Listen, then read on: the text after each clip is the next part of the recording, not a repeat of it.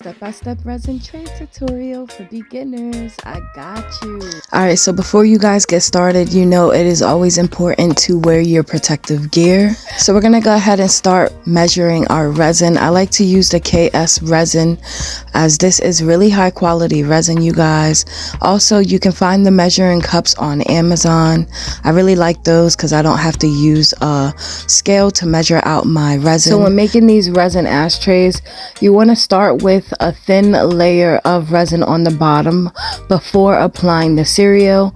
This is going to help prevent those air bubbles from happening. Now you want to be careful when using your heat gun on your molds, as too much heat can definitely make the resin stick to the inside of the mold, creating holes. For the spice crusher, I ended up using spray paint to seal the lid, and I really love the way that it came out. Usually I like to use glue, but it came out perfectly. Okay, so now it's time to dome the lid.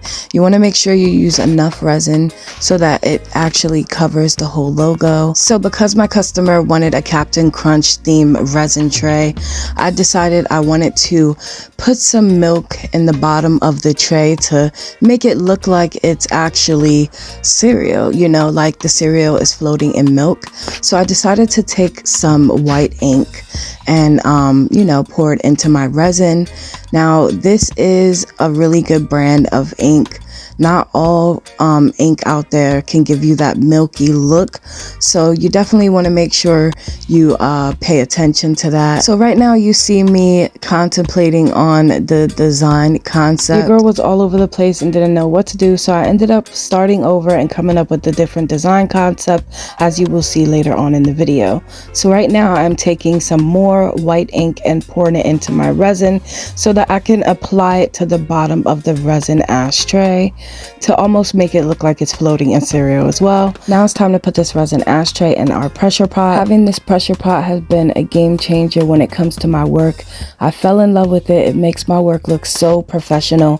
So if you're thinking of getting one, definitely get one if you want your resin to be crystal clear and bubble free. So right now I'm putting the air back into the tank, as I did take it out. It's easier so that the tube doesn't jerk back and smack you in the face, so that's why I did that. And for those of you who are wondering if this was actually a sticker, it's not. It's part of the cereal box that I ended up cutting out. And so right now I am just pretty much showing you guys, this is the new design concept that I came up with. I ended up gluing them down first and then letting it dry, and then I went in with glue to the back of the cardboard logo and applied that after I did the cereal pieces so that everything stayed in place nicely. Now I did wanted to let you know, just in case you decided to make the tray, that the ink definitely did change the texture of the resin, and I was a little worried that the glue would not adhere to it, but it actually did. It dried. It just took a very long time to dry, just so you know. And just so you know, I did do 3 separate layers of resin.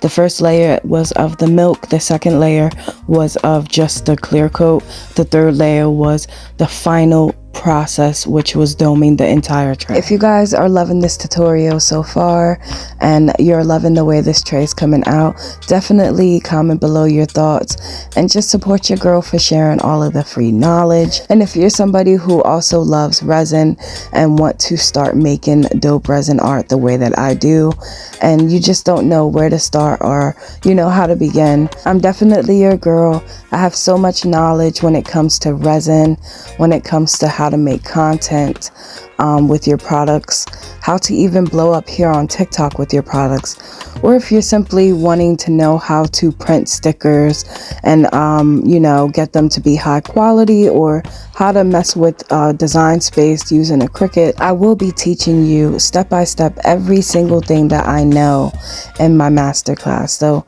be sure to follow me so you don't miss out on when I drop my masterclass. Yeah, and let me know your thoughts on this set and what you guys think about it so far. I'm so in love with it, and I hope you guys enjoy this tutorial.